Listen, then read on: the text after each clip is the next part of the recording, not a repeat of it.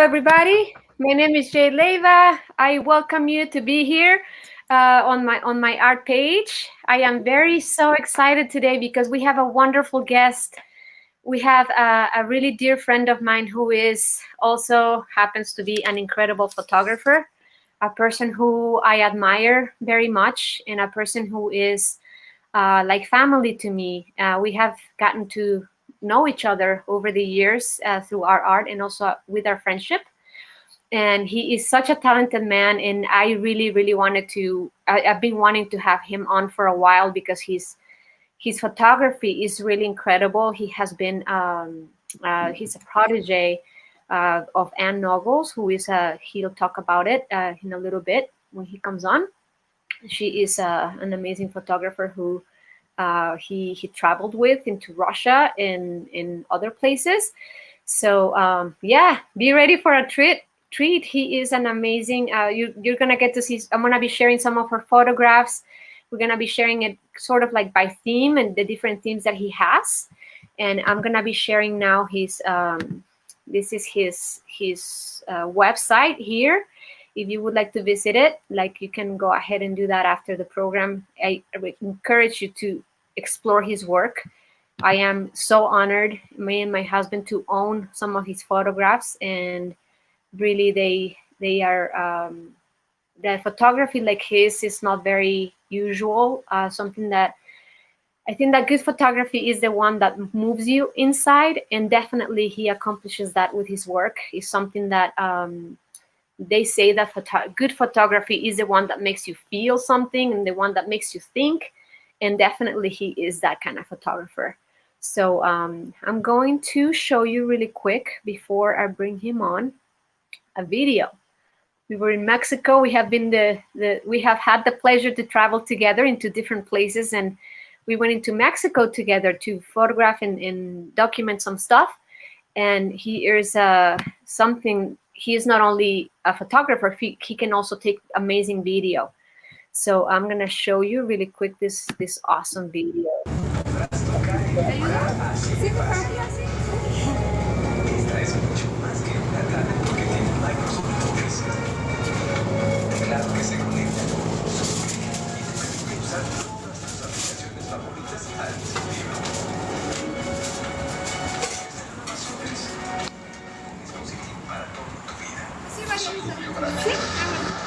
Yo hago sus escenas de acción. Y eso que tiene más de 50 años. Por eso uso 4 cámaras que tiene vitaminas y minerales para hacer brillar. Además de omega 3 que ayuda a controlar mis niveles de colesterol.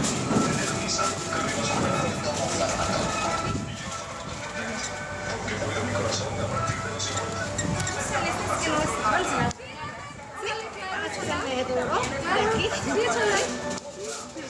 ¿Quieres comer ahorita? ¿Cómo? Por supuesto. ¿Un poquito más? Ahí salsita. Para llevar comiendo. Sí, mire. To go eating.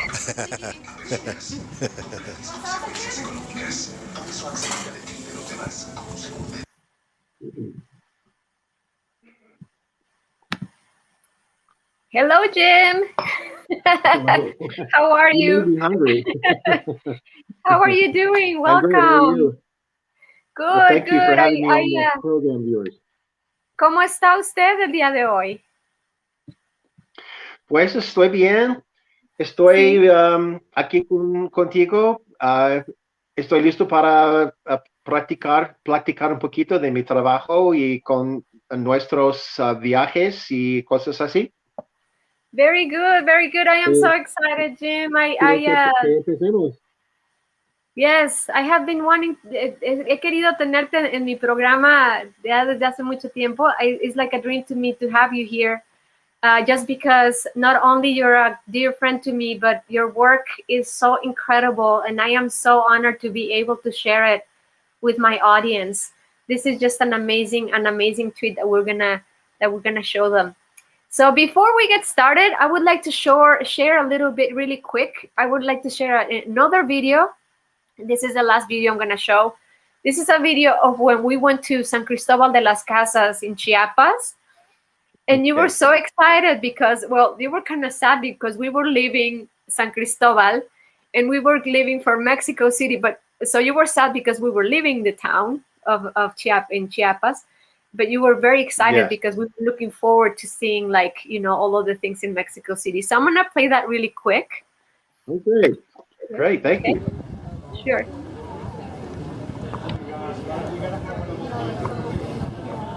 Are you having fun? Oh, this has been incredible. Yes. And we're going to leave tomorrow afternoon. I can't believe it. This has gone really quick. Oops, I almost tripped. I'm going to go right on video. Yeah, I can't believe it.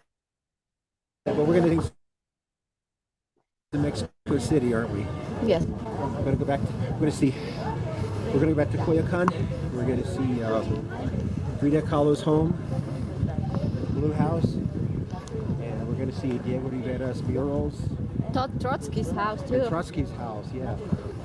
And what else are we going to do? We're gonna go to Tepoztlan and Amatlan. Okay, so that was cool. What memories, huh, Jim? Oh my God, Oh, we have a it was bunch of just memories, amazing. don't we? We had our other friend, Phil, was with us, and my mother was on that trip too. That was a really fun, That's what I meant the most. super fun trip. Jim, we have some people commenting right now. We have Palin Wiltshire. She says, "Hola, Jim and Jade." Rob Martinez says hello. Bernadette Lopez. Hello, Bernadette. Lee Sarah Bates. Hello. It's good to see you here. She is your niece, isn't she? Is she your niece? Yes, that's right, Sarah. Hi, Sarah. I'm like stunned for a minute. Lee Sarah Bates is here. She says, "Hi, Whoa, Uncle I thought my Jimmy." sister's there. And then we have Sammy Jamieson. Hello, hello, lovely people. That looks great. Okay, awesome. She is in Australia. Hello, Juan Garcia Sanchez, a wow. good friend of ours. He's in Barcelona. He is living in Mexico City. So, hola, Jan, ¿cómo estás? Mucho gusto en verte. Your sister is here Thank as you. well. Hi, Jen and brother. Good to see you. All right, great. All right, you guys. I really want to cut to the chase, and I really want to start talking about your work, because this is such an exciting thing, and for it's an honor to put your work out there, and for more people to be able to see it, because it deserves to be seen because of the incredible artist that you are. So I'm going to show really quick, just to underscore, like, that trip to Chiapas that we did. This is the woman on the left who's sitting on the table is my mother.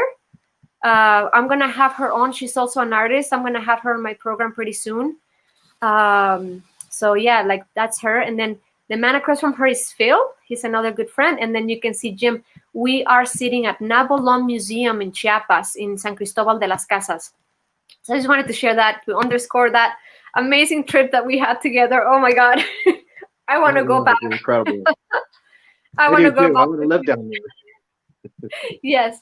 So I just wanted to share a little bit, you guys. I have a little bit of Jim's bio. Like, I read a little bit about your bio. You guys at the University of New Mexico with several different prominent photographer teachers. Among them, there was Anne Noggle, who was she was a Guggenheim, I believe, fellow, right?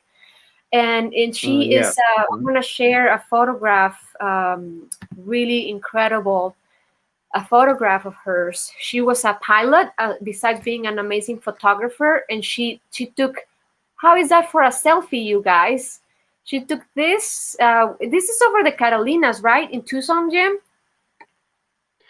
Yes, it is, right. And she's not flying that plane, but it was a homemade biplane by a fellow who lives in Tucson, who invited her over to take a ride in it. And she sat in the back seat. That's a two-seater aircraft, and the seats are one behind the other. And she was in the back. So it actually looks like she's flying this aircraft, but she's the passenger. And she's wielding her Nikon camera with both hands. And I hope she was strapped in. And they circled around to get the mountain lined up directly behind her to get the photograph. And that was on the cover of a book that she did of her own work called Silver Lining. And I have a copy of that book, but it's not near my desk right now. But that was featured. That was taken in 1982. That was Anne in Awesome. 1982. And she Awesome. would So have hated the word selfie. oh yes, I know. She would have like She wouldn't have cared for totally that like, word at all, selfie. what's She would have, happening yeah. with But people with but it's people, good to reference that. yeah, with people It's good that to reference it that way. with people who know classic photography, like you and Anne, like you guys practice like the real thing, like the dark room, really well done, like the whole thing that photography as it should be, right? But I guess the digital era has taken over, right? Like, what do you think about that, Jim? Well, the digital era is something I look forward to because I really got tired of standing in the dark working on pictures, and you have so much more control over your work, and you don't waste a lot of paper printing because when you look at the image on the screen, you've already produced the picture. You're just printing it out. You just have to Mhm. color balance some little tricks on the printing with your computer, and you can get a stunning photography with it. So I'm really glad we have the digital age. It's made a lot more things possible for photographers, and you can take thousands of pictures on a trip. You couldn't do that with rolls of film. You would have had 20 pounds of film to carry home, and all you have is maybe a couple of computer chips coming home with. So the differences are vast, and it's made everybody a documentarian of their own lives and of history in the world, and it's a wonderful thing to have happen. 17-year-old Sure. people can take a camera and they're unknown authors of who's changing the world. We've had Yeah. that happen just recently in the last year, that with some of our cultural problems that we have in this country, racial problems, and that's been changed by the cell phone. People got to see things happen in real time with the cell phone and put up with it instantaneously. So Oh yeah, like it's really incredible. yeah, like what happened to George Floyd, right? Like people were filming. Ex- People were like, Yeah, they that's have a camera exactly right in their pocket and were able to film what happened on the spot. right. So A there's kind of 17-year-old girl did that. Yeah, and that's she changed amazing. she changed the course of our country and politics really. Yes. So it's a powerful tool that everybody can wield these days, and For good everybody or in the for bad. crowd is a documentary. Yeah, it's a great thing. It really is. It can't be Yeah. understated, the power of digital technology today. So look at Well, us. Here we are doing this. I have to say that we're gonna be exploring both of your photography. We're gonna be exploring like the old school photography that you've done, like the one that you did back in the 70s. There's gonna be like your dark room work, and also we're gonna be exploring some of the digital photography, which is also as wonderful. The medium might be different, but the eye that you have is so unique and amazing. I just can't believe some of your photography really amazes me. It's sort of, it's not quite like photojournalism because I feel like there's a story behind your photographs, just like in photojournalism, but there's like a really deep artistic method behind it.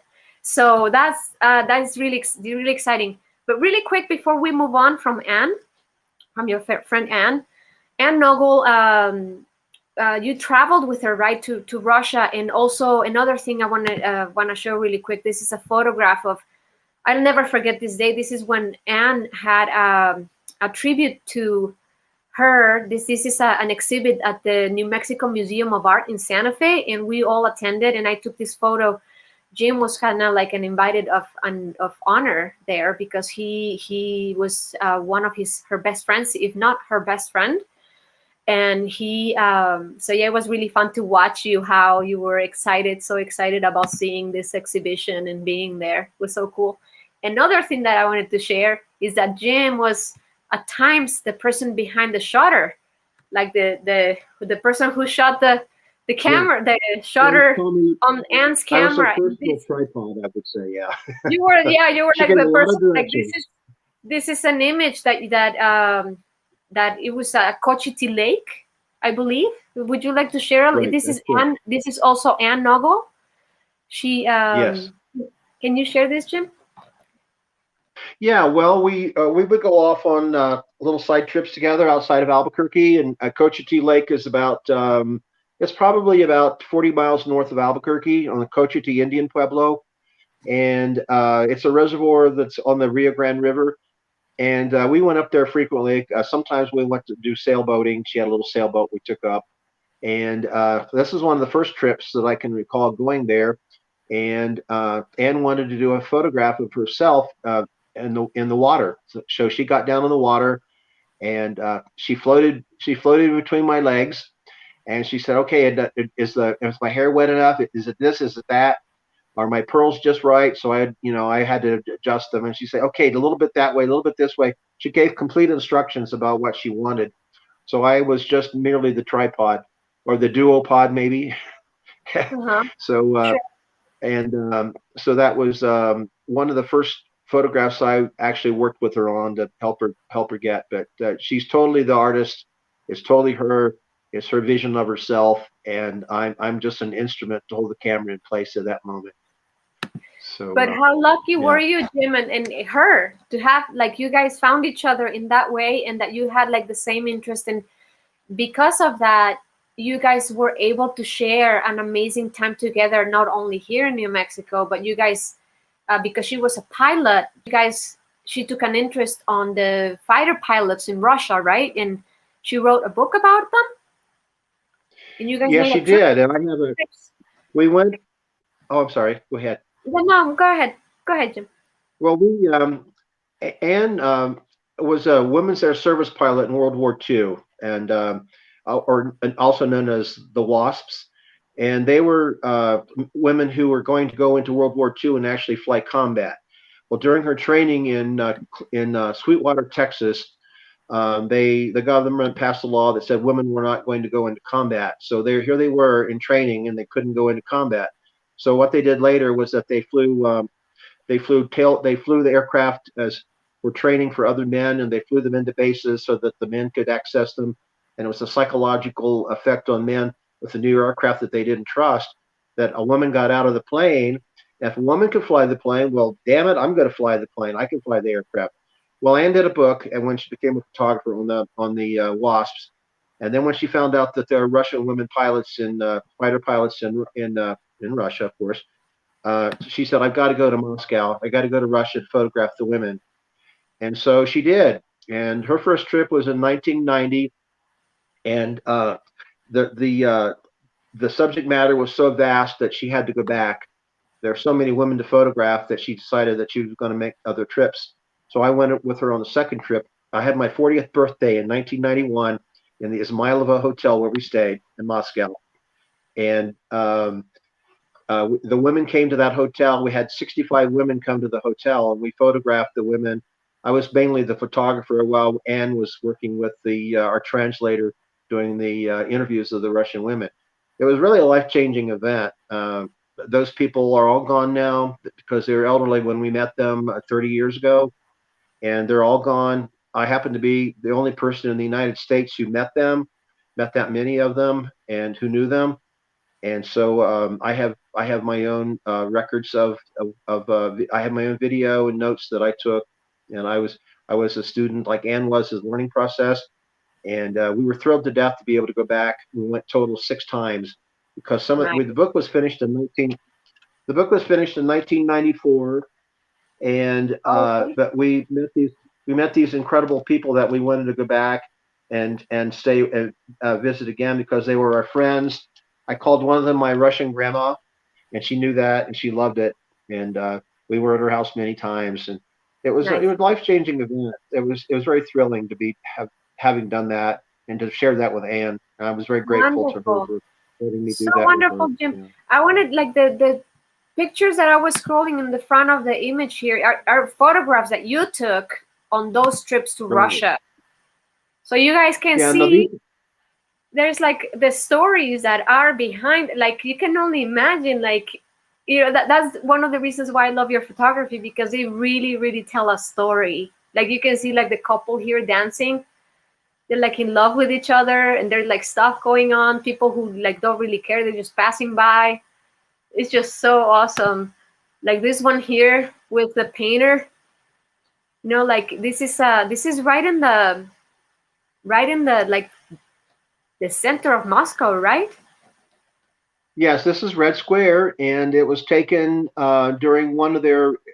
They have a national holiday. It's May 9th, It's their victory day. It's when the end of World War II happened, the declaration of the end of the war, and everybody's out, and people are doing events like this guy was. He was painting, and you'll notice up in the right hand corner there's the Pravda newspaper that he brought with his work.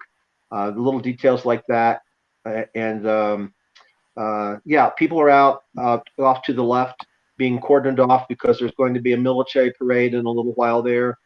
And I was there probably, I don't know how, I was there probably on May 9th every time I went there. Every time I went to Russia, I was at that event for probably six times. And it's a really great event. In 1992, the Americans were there as well, marching in the parade. And I wish we could return to those times. That was pretty marvelous that Russians and Americans were both combined together and, some kind of commonality. And, we don't have that now. So Yeah, I mean, you can see, like, when you see photographs like this, like you really put out like the human quality of like the soul of the person and the people. I think that's one of the reasons why like people are attracted to your work, is because you really capture the soul and the togetherness, and not also that, but like how we are all one. You capture that particular thing that makes us human, I think. Well, these particular guys in that picture were students of our translator, Rita Ponomorova, and they all spoke English, and so they were speaking to me in English, which is pretty wonderful.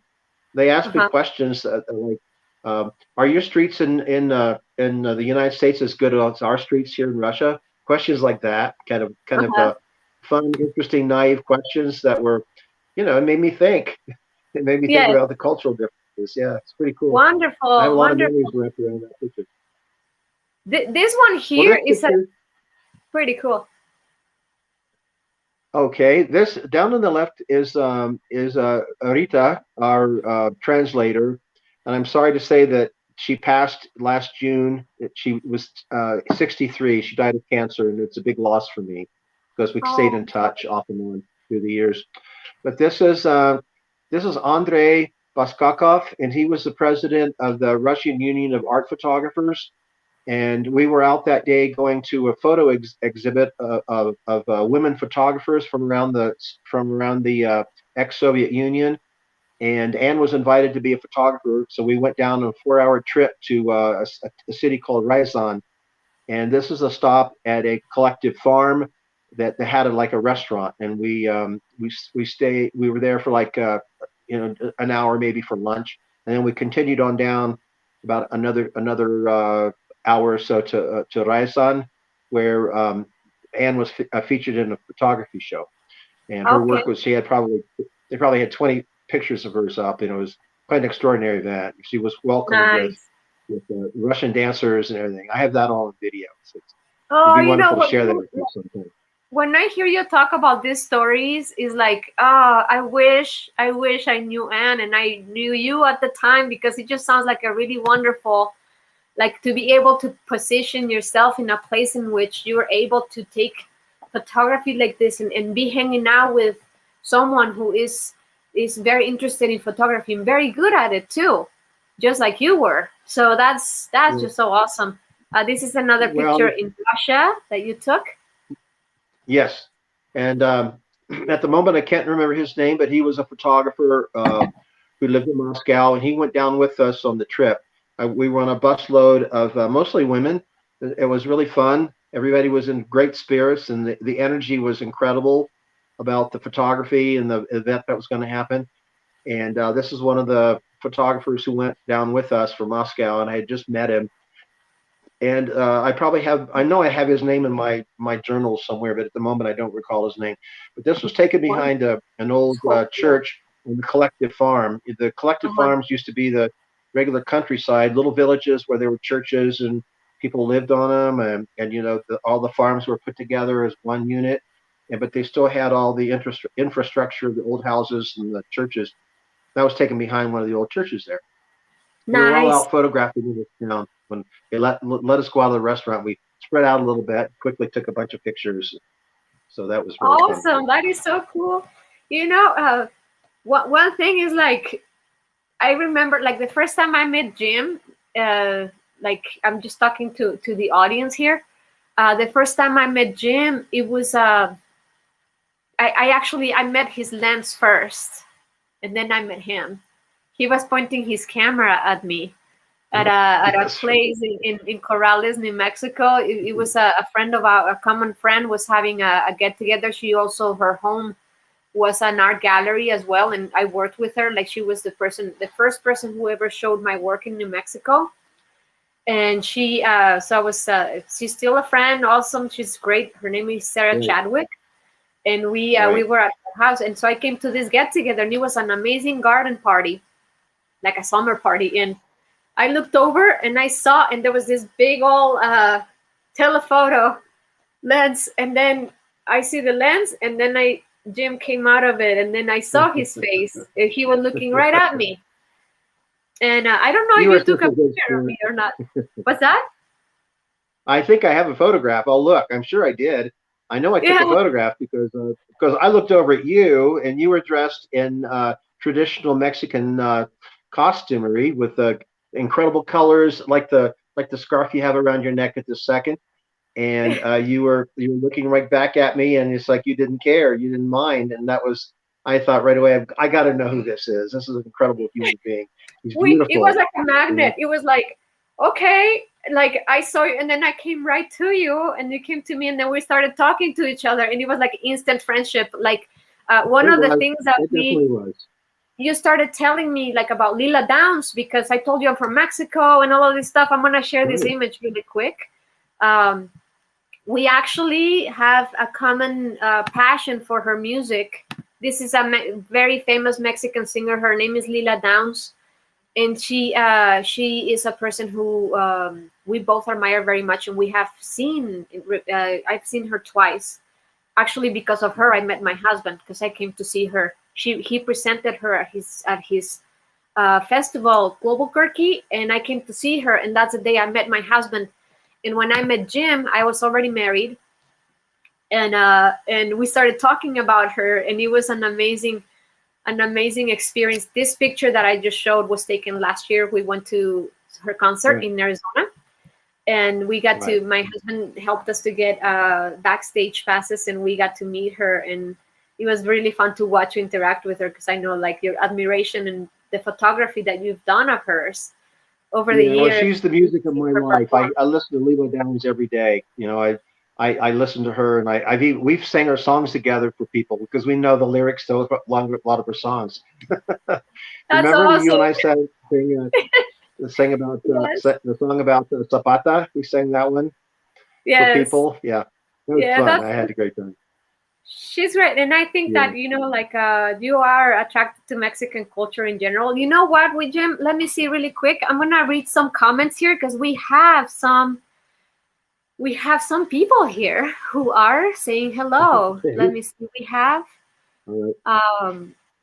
Bernadette Lopez. What an honor to be part of this beautiful discussion of art. Thank you so much, Bernadette. This is wonderful. William James Will is here. Hello. Hi, Will. We made it. And then Diana L. Soliers. Hello, Jim. Oh my God, that's my cousin Diane in Marysville, Ohio. Diane, awesome. Hi. Oh, that is so cool. Get your phone number. We have. I think I have your phone number. We have Phil. He says, "Hola, Jim and Jade." Oh, hi, Phil. Hola, Phil is the person we traveled into Mexico. You saw him in the first picture that I shared there. Hi, Phil. Thank you for being here. So wonderful. We shared amazing. Let's go to Mexico again soon. We have to go. I have the best video of you and Phil like eating churros in Coyoacan. Oh my God! Do you have that in so good, so good. It's like it's just like the thing. And then you guys are like finishing the first churro, and then I'm like, "Do you guys want another one?" Okay. They were so good. For people who don't know what a churro is, it's a pastry about this long that's deep fried and it's hollow, and they put different kinds of fillings on the inside. If you've never had a churro made instantly and handed to you, you've missed a very important thing. You've got to have it on your bucket list. You got to go to Mexico and get a fresh churro. that will change your life. Totally. If you have not eaten a churro, you haven't lived. No, it's incredible. It's incredible. And eat it in a crowd with Mexican people, because the energy of everybody having a churro will just it will just make you it'll just be a life-changing event. That's all I can say. Definitely. It's You just gotta do it with a bunch of people because it's fun. such a You'll have delicious stuff down thing. your elbow to hear. Yeah. So we have some more comments. Lee Sarah Bates is saying your eye captures what modern day photography is lacking, in my opinion. Bernadette Lopez, I love all the history behind the images, so fascinating. Natalie Blesser, our friend Natalie from Albuquerque, she's saying so great to see you guys, to see you too. Oh, Natalie. Hi, Natalie. We have Diana Sellier says hello back to you. My cousin Diane. Sellier. Right. So yeah, and we have. Hi, Please, Diane. guys, feel free to continue commenting and stuff. We're gonna continue moving on, Jim. I want to show some more of your art, some more of your photography. When I first met you, like the series that you were featuring is you had just gone down to the South Valley in Albuquerque, and there is, unfortunately, it's not happening anymore. It started happening a couple years ago, but in Albuquerque, there is a really big Day of the Dead parade. Hay un desfile en el sur de Albuquerque. No estamos hablando mucho en español, pero no importa. It's okay.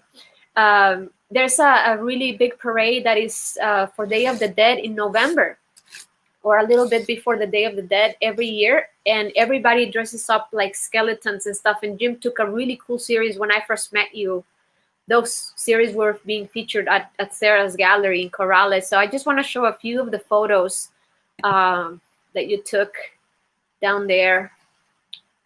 So I just think that they are such a wonderful, some danza mexica going on.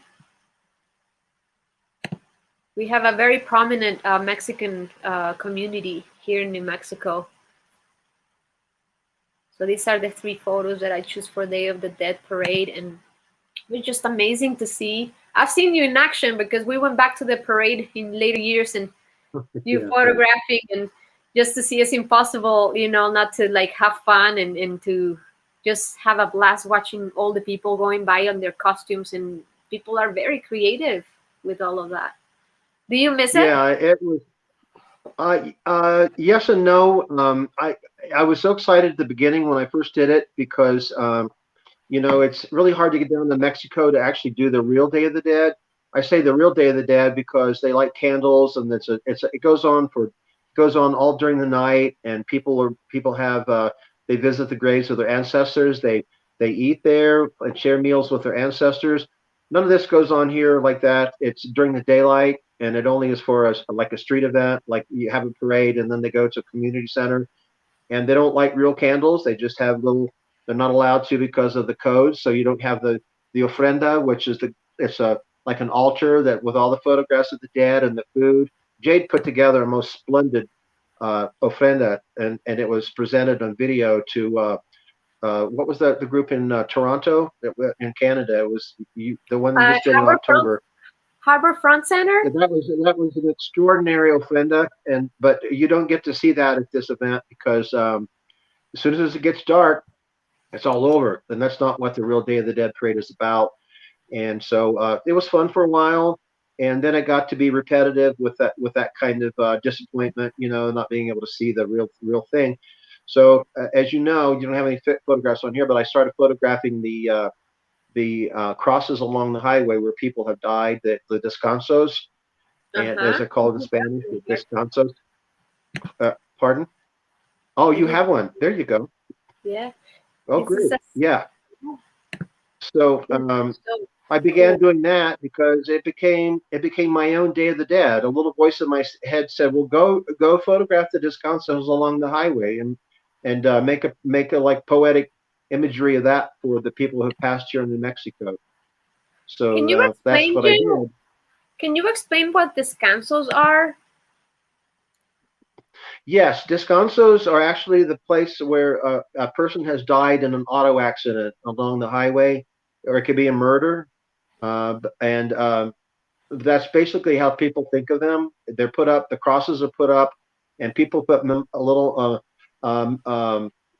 their memories of the people. There might be a T-shirt, there might be their tennis shoes there.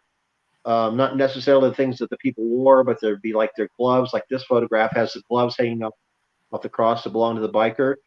And But the family members will come past and they'll change the articles that are on the crosses, and they'll put for the holidays they'll put Halloween imagery up, and then the next time it'll be at Christmas time, it will be Christmas ornaments, and so they'll actually change during the year. I've only seen one event or one of them where there's actually somebody there. I've not really run into anybody, when I'm out photographing doing that. And so I've probably got about 150 of those from all over the state. And I've only printed like 13 of them and showed them in a gallery show, but they're There's still lots there to of, be done. there's lots of Yeah, those I'll in go there. Mexico. It's amazing. Like they decorate them with like so different. Like everybody, I'm sure you run into a lot of stories behind every one of those photos. Met people. Oh, I can tell you, I've looked up the obituaries on these people, and it's extraordinary things have happened with that they don't talk about in the obituaries. I'll tell you one. There was a motorcycle accident where a 32-year-old man picked up the bar waiter took her home, was going to take her home, and they may have known each other before. I don't know, but it was up north in northern New Mexico, and the bike went off the road on the ice probably, and they both died. And so his descanso is over here with a cowboy hat, and hers is down the road about 50 feet away maybe, and with like a pair of boots, another hat and a pair of boots. And so I got the names off of them, and I started seeing if they knew each other. They both had their obituaries in the paper, but neither obituary mentioned the other person. They didn't explain any relationship between the two, which is an interesting thing. So yeah, so there's a lot of backstories to them, and they're very human to me, and they're kind of like a love story that I did for New Mexico. People in New Mexico who Sure. it's part of our landscape, like here, like the tumbleweeds, or the mountains, or the pinon trees as you drive by, the cedars, the landscape whizzing by. You'll see those in the landscape. And Yes. if you're courageous enough to turn back and beat the traffic back to see them, you can on the freeway, you can stop and photograph them. So that's what I did. That's what I done. That's awesome, Jim. Such a beautiful series. I've gotten to see a lot of them in person, and Yes, right. like a lot Thanks of for your doing that. photography, like framed and everything. Oh my God, so cool. I wanted to share too, Jim. Little bit like my husband has I've said this before, you guys. He has an event called Globalquerque. It's a world music festival, and like several bands from all over the world come to be featured at the National Hispanic Cultural Center in Albuquerque every year. And of course, it didn't happen last year because of COVID. But Jim is the official photographer for that. Our friendship, evolved into him coming to the festival, and then okay, you're an amazing photographer. Can you photograph me? He's been so kind to every year share his photography, and he goes from there's 3 stages going on at the same time, and we have had I'm gonna start as I talk. I'm gonna start sharing some images of celebrities that he's taken. There's all the way from like people who are really well known to like bands that are like very cutting edge to very traditional, but a lot of it is like world music from all over the world.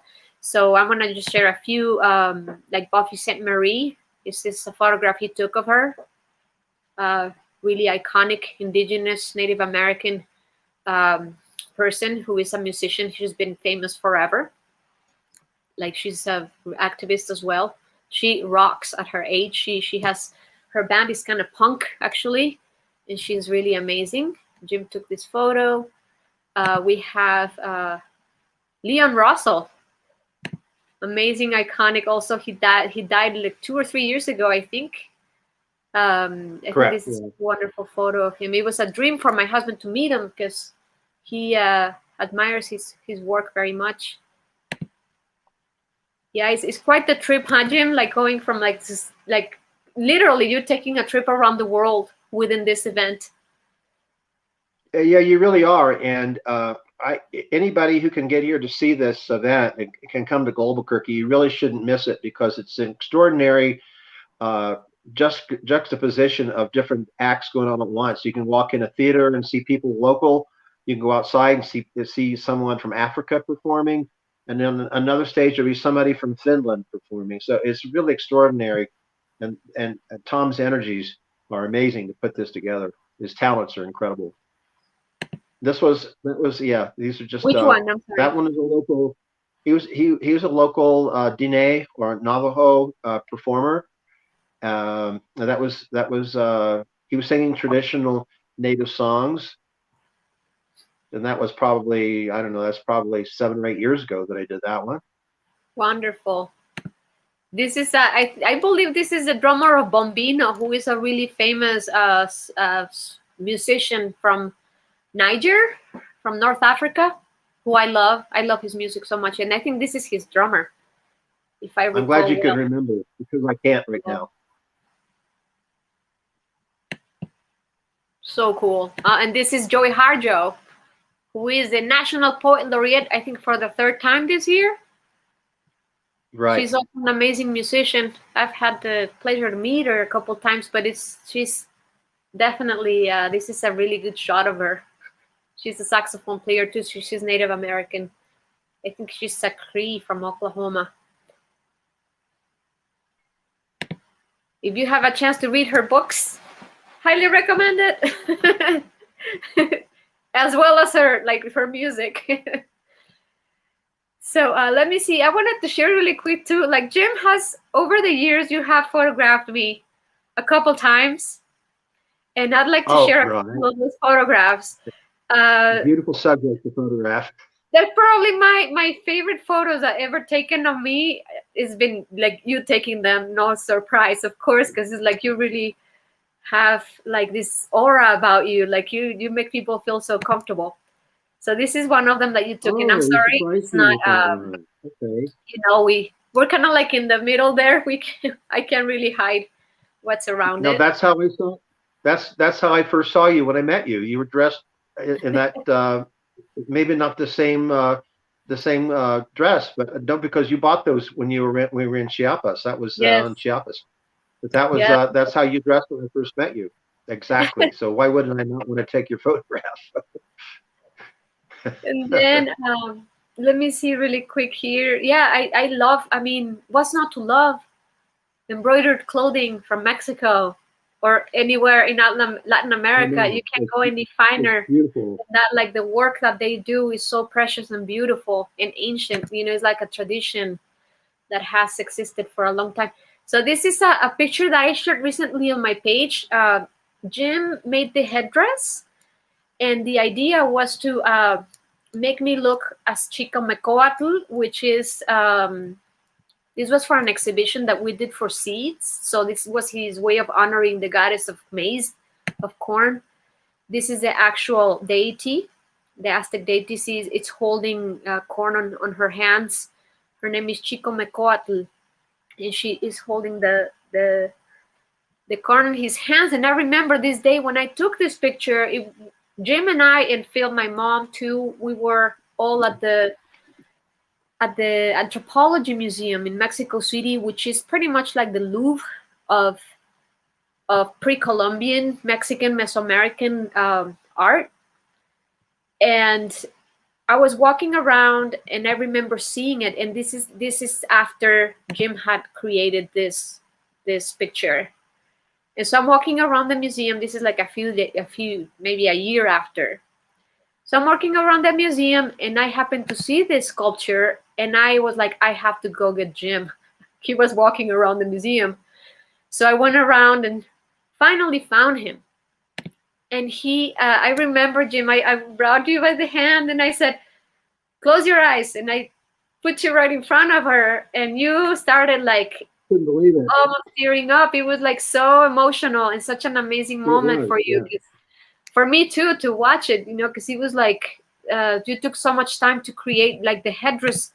Oh my God, this headdress was so intricate and incredible. Like, it's like, not only like you're an amazing like a photographer, but you also can do things with your hands. You can create art with your hands as well. Well, So the story to tell about that photograph, why it exists, is because Jade had a show, put together a show with various artists, painters, and photographers and sculptors on seeds, because Jade very much believes in the preservation of seeds and keeping genetically pure strains of seeds for the future, especially corn, because in Mexico, corn is everything. Corn is the goddess, and that's what she is. That's what this photograph is, so the corn goddess. So Jade asked me to be in the show, and I said, well, I don't photograph seeds. I don't know what I'm going to do. And I said, I asked myself, well, is there a corn goddess? And I thought, well, of course there's a corn goddess. There's like three different ones possibly. So I got online and I saw some real simple pre-Columbian imagery, clay pieces like that one. That I thought, well, that's nice, but it's not challenging enough to do a headdress. So I kept looking, and then I found the one that Jade just showed, and I had no idea how big the actual original pre-Columbian piece was. I thought it could be like this. Well, as it turns out, when I actually saw the piece, that is probably about 3 feet tall, and there's behind it looks like a big flower pot behind it, but that was where they burnt incense. So in the temple that would have been in Mexico City, where that was, the incense would have burnt and come out, and the incense would probably be pine resin. It's called copal, right, Jade? Yes. Am I correct? Yes. Did Yes, they ask us absolutely. to use copal? Yes. And it would come out the back, and it would fill the whole edifice that it would have been in. So I was dumbstruck. I had no idea. I never knew I never saw anything that referenced how big the piece was when I was looking it up. And then Jade pulled me around. She said, actually, close your eyes, Jim. So she walked me around the corner, and she said, okay, open your eyes. And I was standing right in front of that. And I was overwhelmed with emotion, because I spent like over a month, a lot of time in a month, making the headdress of paper mache and clay pieces that I shaped, clay that hardens, and painting it and all that. And then it fit. And so that cool. was from a 4-hour shoot. Fit Remember like a the glove. shoot? It was about a 4-hour shoot to get that. That was the last photograph of the whole shoot. The light came in just right from the skylight where we were working, and I got it. And I said, "Oh, great, I got it." And Jade was like, she did. I don't think she could have held up a little bit longer, but that was the shot. That was it. So we have a lot of film footage and a lot of other imagery. That was the one. So much fun, like so many adventures we've had together, Jim, and I think that I feel like we have been in so many journeys and I think there's many lifetimes here, not only this life, but I feel like there's like something that is like deeper. So we just wanted to show really quick, Jim, also that trip that we took to Mexico City, and I know that it's getting up there on time, but I just want to share like a few photos that you took. This is Frida Kahlo's bed, and in her house in La Casa Azul. And we actually, let me share the first picture here. This is that was her death mask. This is Jim, Phil, and I at La Casa Azul. This is Frida Kahlo's house. This is the garden.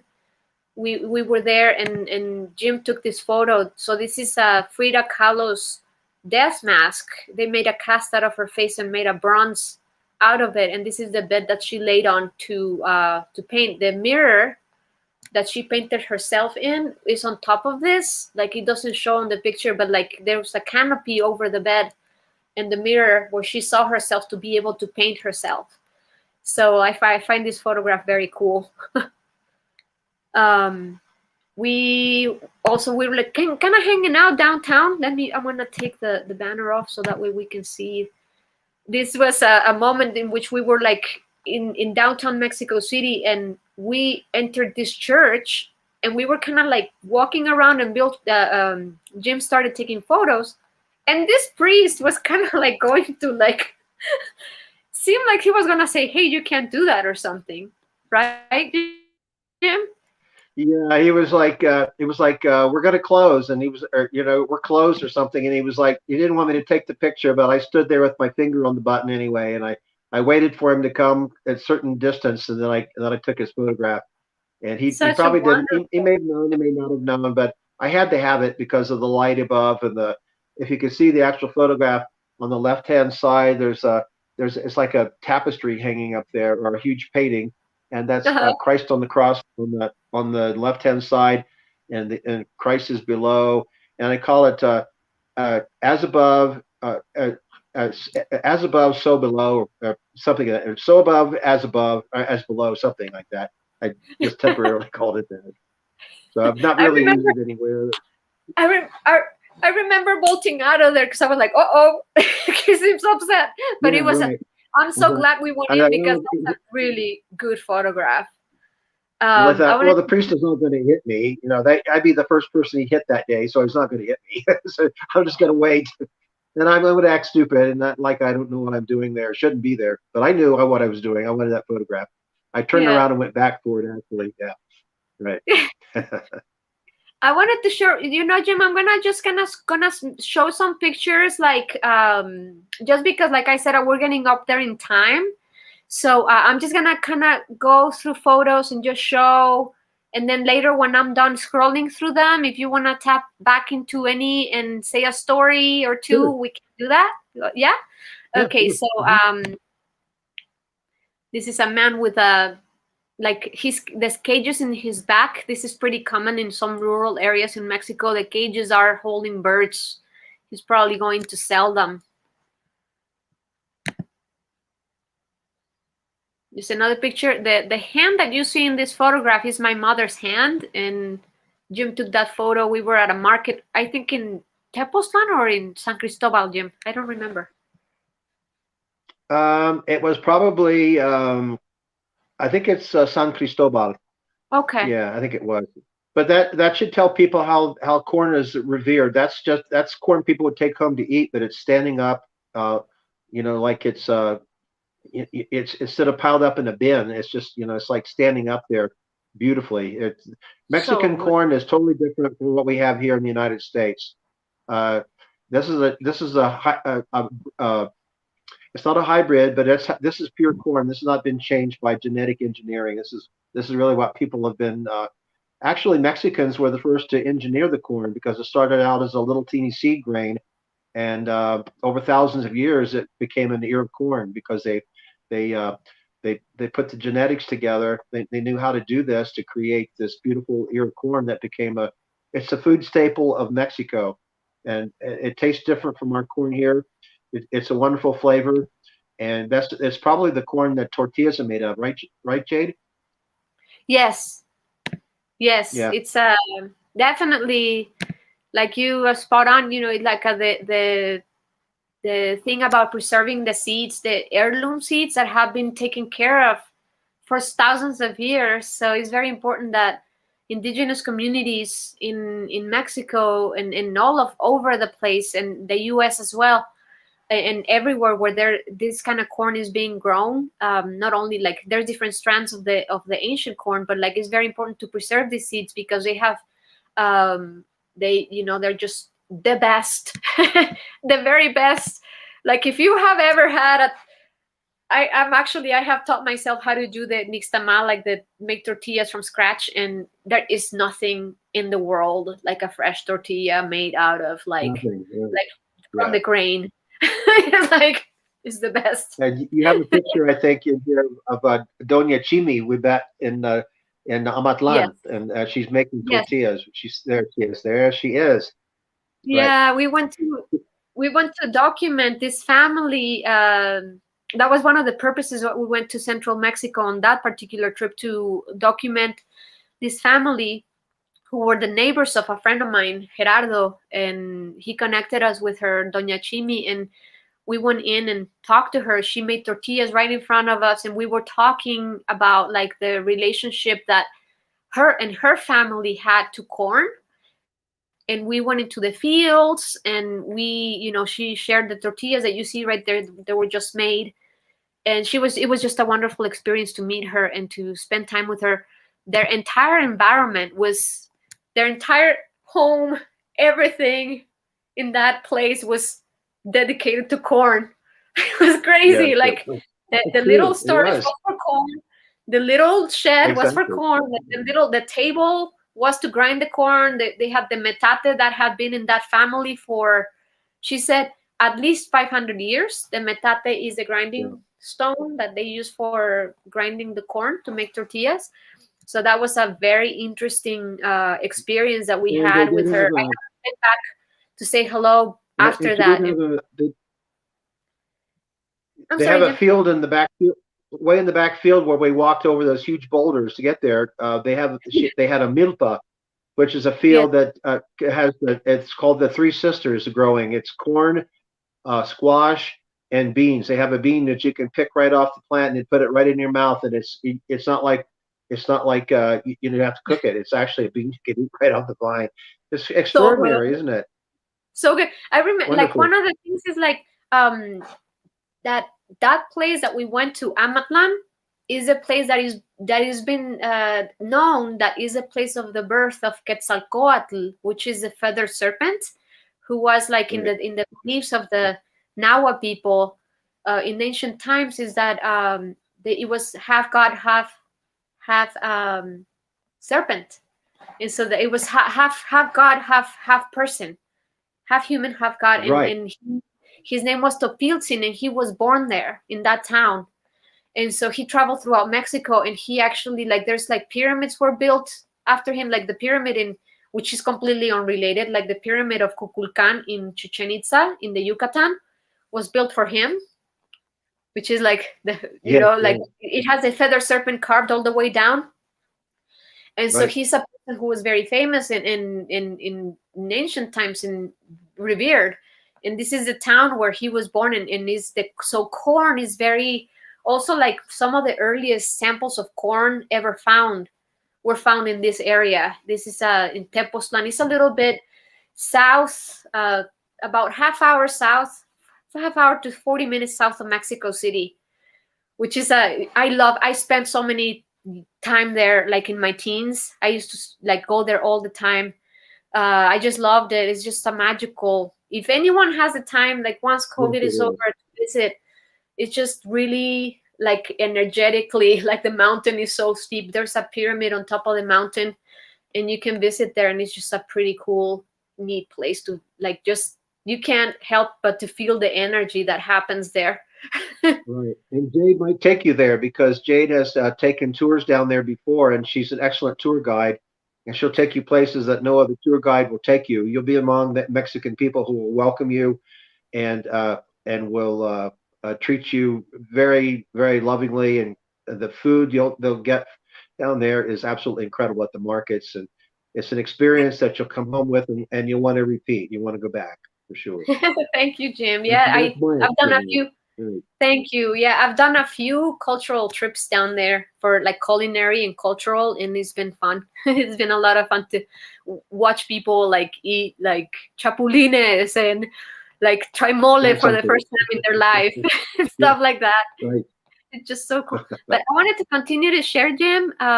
There's a few more pictures, because I really have to share your portraits, because that is one of the things. And even though we're taking longer than what I thought we were gonna take, it's okay, because we really need to share these portraits, because it's like, you are the kind of person who takes images. I was telling you previously when we had a phone call recently that I just feel like your photographs have such stories behind them. Like the daughter is next to the father, and he's wrapping his arm around her, and the mother is in front of. So it leaves a lot to the imagination. I'm not gonna go deep into that, but really, I'm just kind of showing. Okay, now this is family.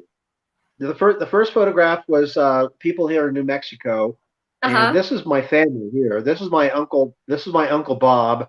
This was taken about 1978 with his son Russell. Russell Quillen was his name. Russell Quillen Holbrook, and this is Bob Holbrook. Bob Holbrook was my uncle, and he was he's he was a farmer. He's passed now, but he was a farmer. He farmed for other people mostly. And this is my uncle. He's my dad's youngest brother, and he's holding a gun here because he's proud of that gun. He had a big collection of guns. I didn't know this until after he passed, but they told me he had probably 400 guns. Myra is listening. She might correct me on that. I'm not sure, but I believe that he had about 400 guns. But Wow. um, Wow. yeah, so it's kind of an iconic family portrait for me. That it To is. my family. It's like it tells so much, like it's like even if it's your family, like it's just like it talks so much, it's like I love that kind of photography that leaves so much to the imagination in a way that Yes. you're like, Yeah, well, okay, that's what it's about for me too. that is like all of your photography does that. Okay, what's the story here? And it's kind of like subjective in a way, but at the same time it moves you inside in a way that like really powerful paintings would do. It's like the same thing. I want to show too, like the great this is at the Pride Parade in Albuquerque. Great series you produced in the parade. Right. Yeah. Well, this is I'm sorry, Jim. to me, to me, photography is an exploration, and I'm invisible. I'm an old guy now. Nobody pays any attention to me when I go out and take pictures, and so I can get right in the middle of it. And this is a parade. This is a parade going by on the street, and everybody else is having a good time except this little girl in the middle, who's probably the daughter of this couple on either side of her, and she's not really into it like they are, and I don't know if it was just a fleeting moment, to catch that, because Sure. that was all in movement going past me, and I didn't really. Well, I saw her and I knew that she wasn't having a very good time, and I thought, well, this is an interesting story to tell. Everybody's on a parade float, and they're supposed to be throwing stuff to the crowd, and she's just not quite into it yet. Yeah. And she's probably done this a lot already, so she probably doesn't want to do it. She's at the age where she probably doesn't want to go back and do it ever again. She's going to go off and do her own thing right after this. This is great. And this is another event right after one of the Pride parades at the fairgrounds, and they had these people could come up and they were doing like tabletop dancing, and I see. so Looks I kind of like the anthropology of it. No matter how sophisticated we are, what culture we come from, we still have this basic instinct to expose skin and wear loincloths and dance. Sure, and I love the like the poet, like it's just so beautiful. So they all like to be I seen. love this one. You did a series on drag queens, which is so awesome. I just think that this one is my favorite. I think because it shows the face of the woman in the mirror, and then you have the. Well, that's a little girl. The story behind it is that it was a 12-year-old girl. It's probably this one in the picture that you can see in the mirror. Her father threw a drag queen party for her at a restaurant. So instead of having clowns and balloons, he brought in drag queens and eyelashes. And so they put on the eyelashes. Drag queens put the eyelashes on the little girls to show them how to put them on. And I thought that was kind of an interesting concept. So Sure. And these are performers. They actually are called women, and I was corrected when I called them drag queens. And somebody indignantly told them that they're female impersonators. So I said, well, okay, they can be female impersonators. If that's the title they want. But all right. It doesn't affect my making the photograph. Whatever they want to call themselves. That whole series is so good, and everyone, just to let you know, like for people who have not seen the Jim's, if you're more curious about more of the series of Jim's, please visit his website. It's actually scrolling on the bottom there, keyholeviewphotography.com. You can see more of his photographs. I'm gonna show this one too here. So cool. That was taken in Dallas, in Fort Worth and Dallas, Texas, and that was another gay pride parade. And I just like to go in and photograph what people are doing, and it could be that, or it could be any of that. I'm just interested in how people display themselves in public, what their personas are, and this is a gay couple that have these 3 children, and Yeah. and then off to the left is the latest arrival down there in the I stroller. see.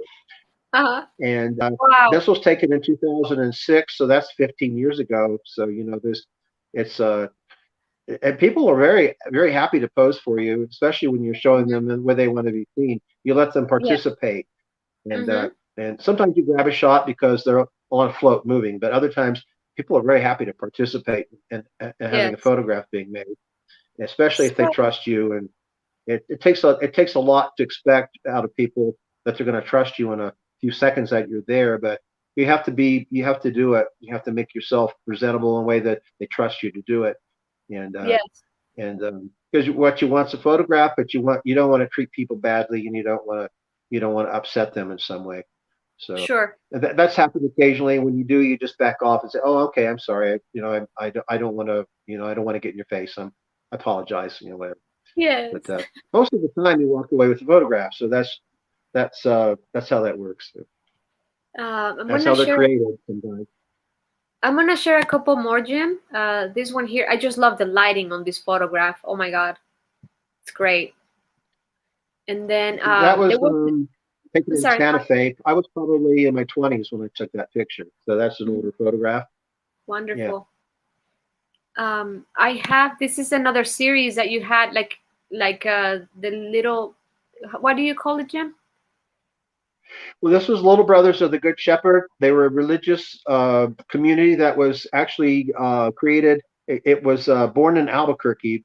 An Irish priest came over, and he was in the States for a while, and then he came to Albuquerque and started this group in Chicken Coop here in New Mexico in 1951.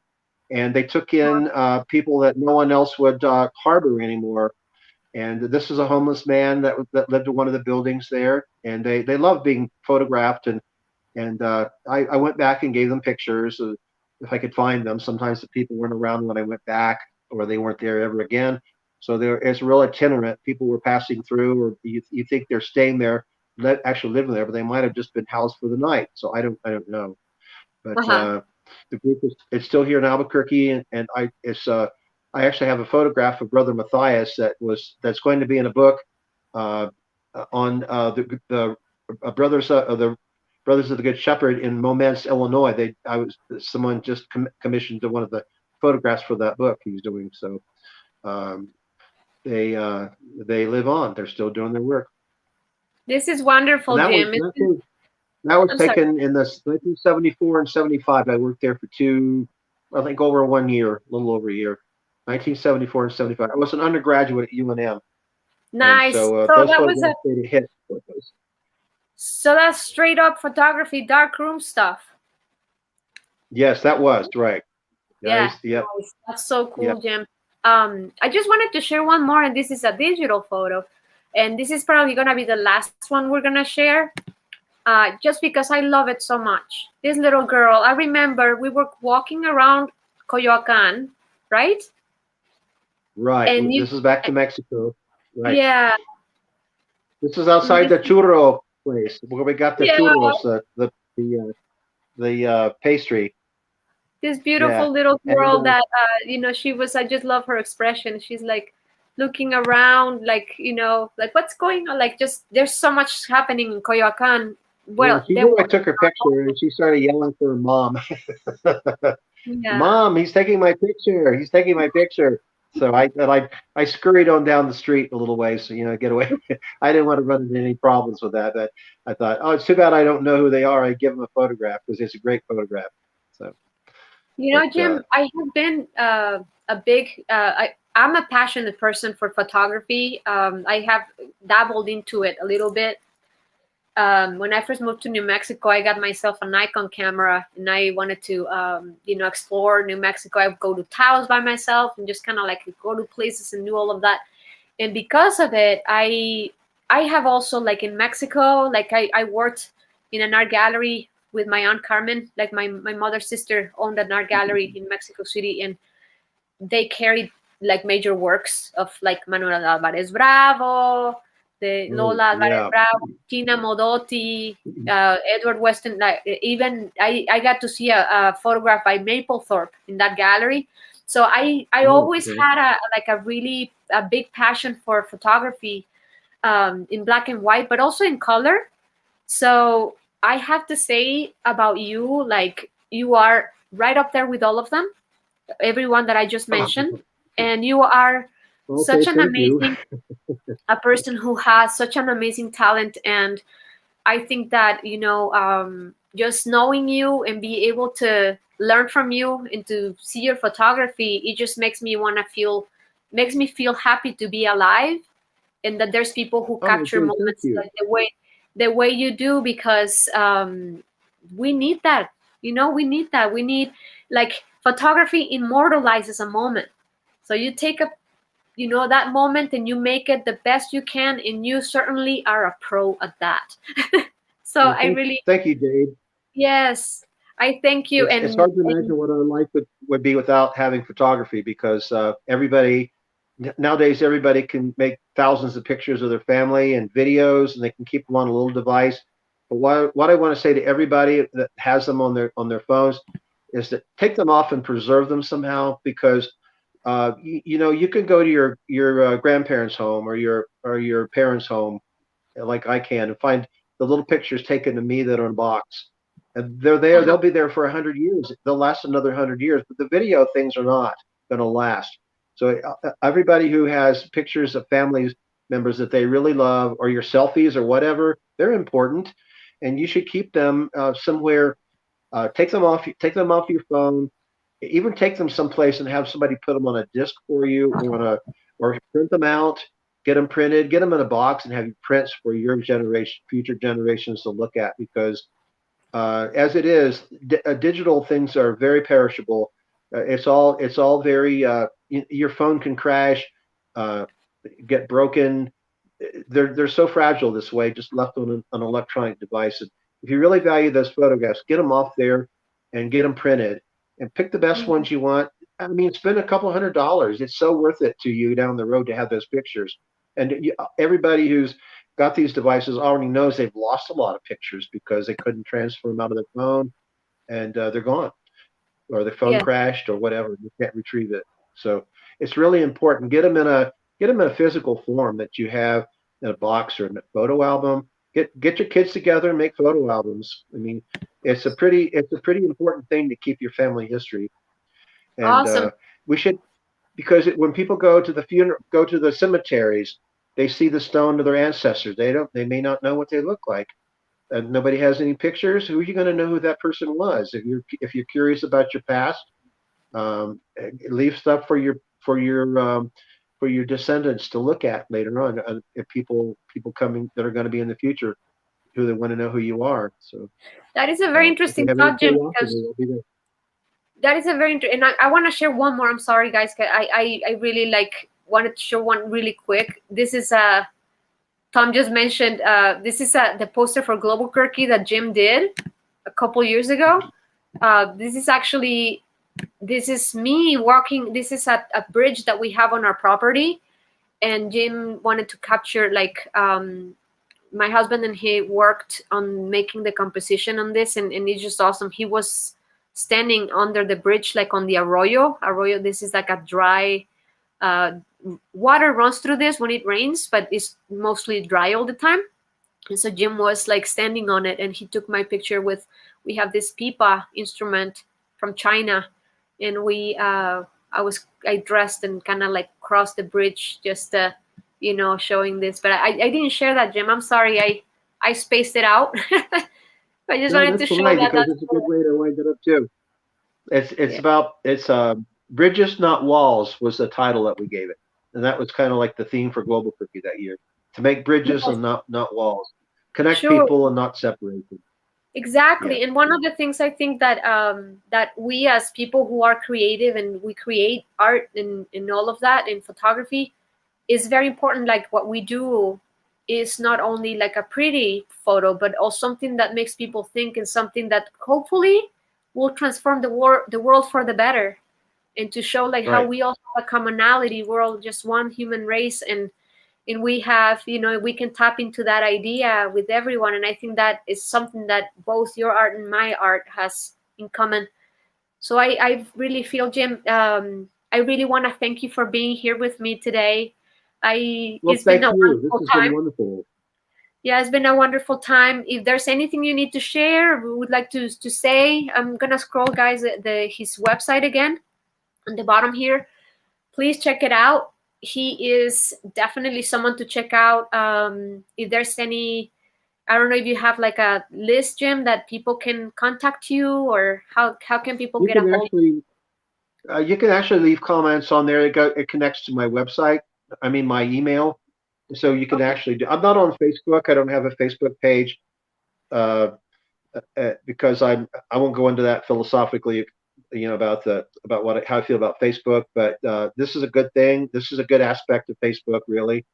Um, but yeah, you can connect me through my email. That's through my website there.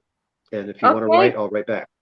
Yeah. Awesome. Yeah, check it out. Explore beautiful photography, everyone. Thank you so much for being here. I hope that you all have a wonderful weekend, and thank you, Jim. Well, thank you, and I'm glad some of my family's on here. You can tell me later. Talk to me Oh yeah, later. no. Call me. Before we go, here, hold on. Before we go, I was already wrapping it up, and we have some stuff. Um, let's see. Uh,